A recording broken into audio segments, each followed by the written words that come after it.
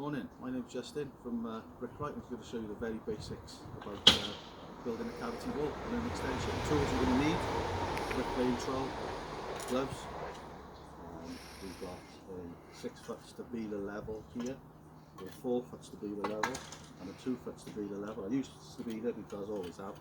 They're very, very light for bricklaying, so you can pick them up and get them to where you want it to go. Very light. So then we've got a bolster chisel, that's for cutting the block, a lump hammer, tape measure, and then we've got a line and pin set. And lastly, we've got a gauge rod that we've made this morning. I don't know if you can see these lines. We've just measured to a concrete block. It's 215mm plus bed is 225mm. So every one of these lines represents 225mm. Down to 1 course, 2 course, 3 course, 4, and so on. So what we do is we use this to make sure that we've gauged our blockwork to the correct height. So when we get our lintels and windows on, everything matches, knowing that the levels we put in on the damp-proof course are right because we did it. So there we go. So I'm going to get straight on with it now. So here's the cement. 4-in-1 mix. We're using the cement. Bit of Feb mix, which is a plasticizer, which makes the cement easier, more workable, and it reduces cracks as well, makes it a little bit stronger. So here we go, nice mix that Brad was on the phone on there, on the camera did for me this morning. We put that on there, clean it up. That's that. And we've got a wall tie here now, so wall ties go every 2 courses on standard blockwork, but on a reveal you've got to double them up on every course because you want the strength to be on the corner. So this is the corner where our window or our door, our bifolding door is going to be coming off here. So double them up there. I'll show you some more wall ties in a minute, but every 2 courses. So wall ties, wall tie.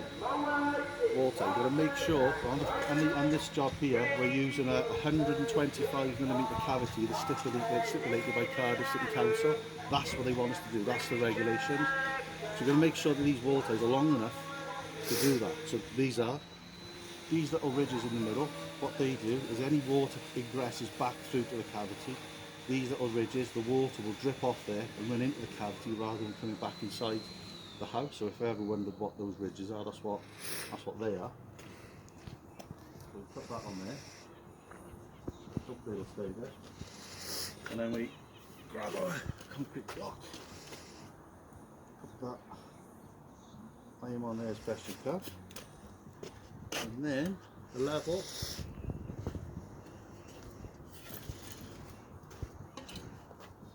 Make sure that's level, which it is. Now what I always do, top tip, you've got to get your insulation, your jab-like insulation on the internal skin of the cavity. So what I always do, Brad, I don't know if you can see the bubble on this. And this is plumb, right? So that's what we call plumb, not level, plumb. So that's plumb there. It just makes sure that the insulation is flush. You haven't got any brickwork or blockwork overlapping to kick your insulation out. So top tip there. And then we're plumbing up, if you come around here, Brad.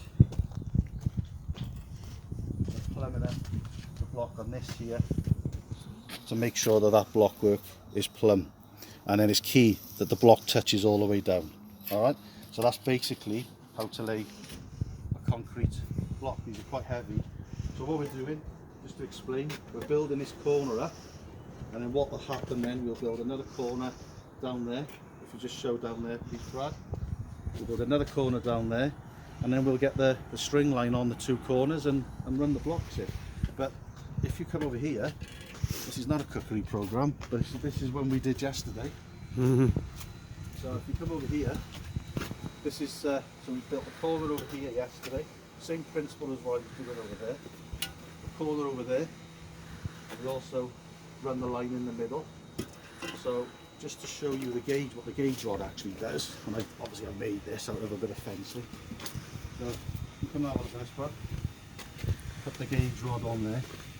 You can see that gauge is absolutely right. Now if the blockwork came to here, or the blockwork came lower, then obviously this blockwork is going to be lower than that blockwork, and continued round, so you're going to have a difference in levels when you get to your lintel height and your window height, so we don't want that.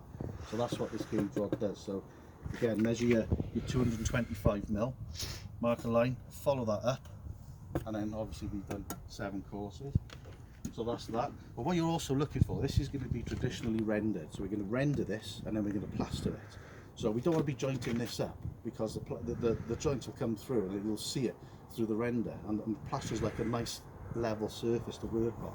So we flush these joints up, take it off the trowel, make sure all that's flush, all the joints are full, everything's level, everything is plumb. You get that in there.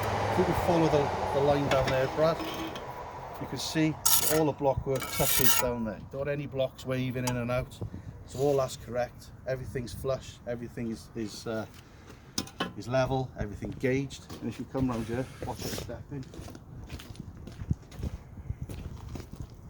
Be careful.